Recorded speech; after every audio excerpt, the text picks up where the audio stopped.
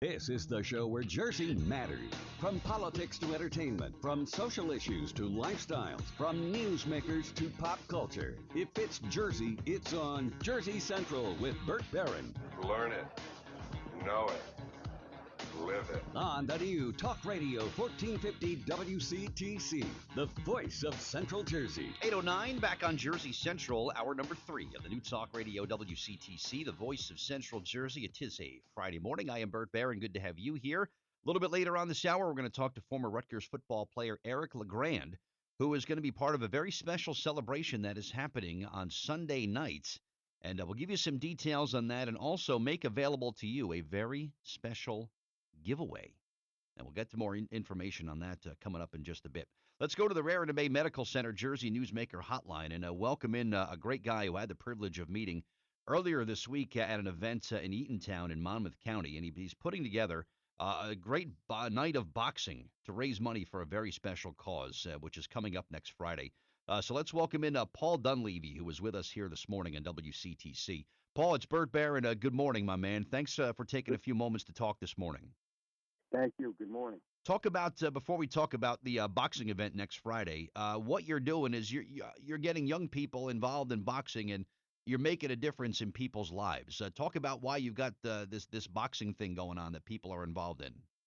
Well, I train fighters in the Middletown PAL in Jersey, and growing up, that was my way to just stay active as a kid.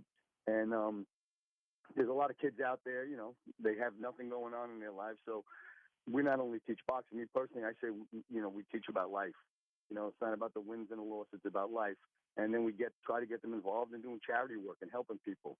But about 6 years ago, we started this boxing event for the union I belong to, IBEW 164. Mm-hmm.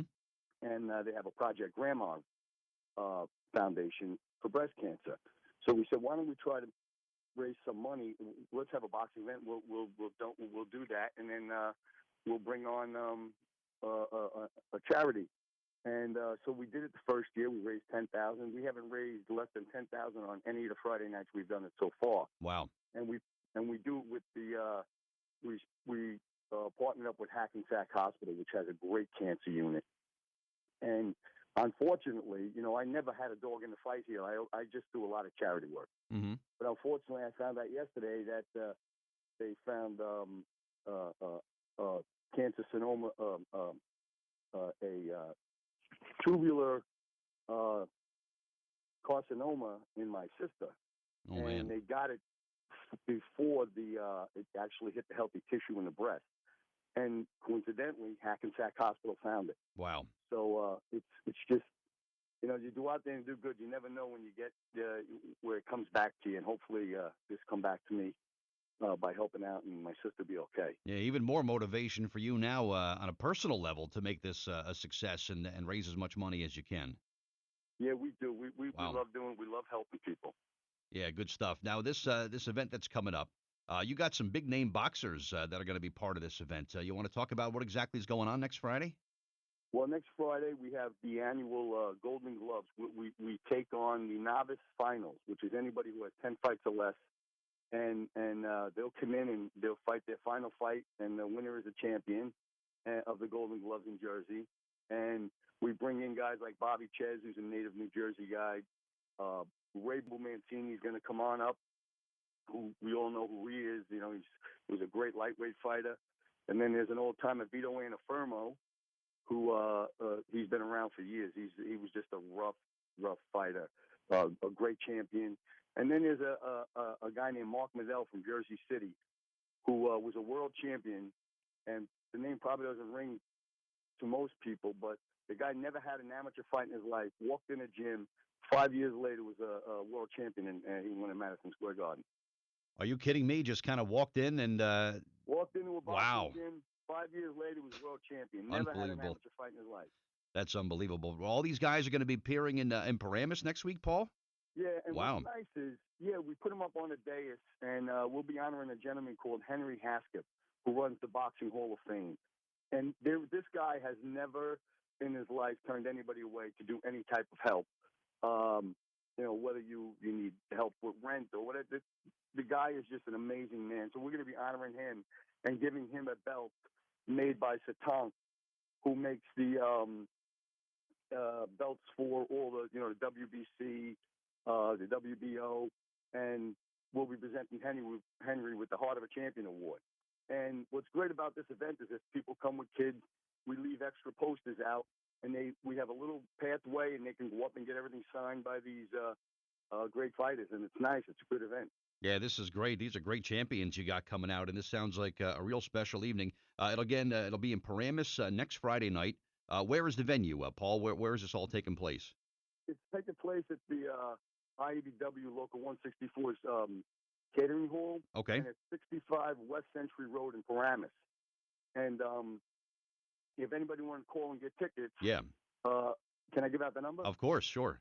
Yeah, the number is 201-265-1700, and they can call and get tickets there, or you're welcome. Just come up the door, and we'll have plenty at the door for them. Very cool. There's a general price, there's a ringside, and there's also a real nice VIP ticket that's available for Friday night.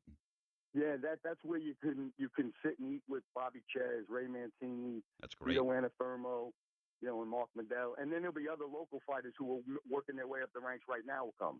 Yeah, wow, this sounds like a lot of fun. Again, it's next Friday night in Paramus. This great night of boxing here to benefit Project Grandma in a fight to knock out cancer. And again, IBEW Local 164 puts this on. And wow, this sounds like a great night of boxing. How do you get young kids? And I know we talked about this the other night when I talked to you, Paul. How do you, some of these young kids, they're kind of drawn more to the UFC, the MMA kind of stuff. How do you get a kid involved in, good old fashioned boxing? It's such a classic, such a heritage kind of sport. How do you get the young people involved in boxing and not going for the other stuff? Well, the funny thing is most of the kids that come in, they're in between baseball or football, and some of them stay. Some of them, the parents just want to keep them busy.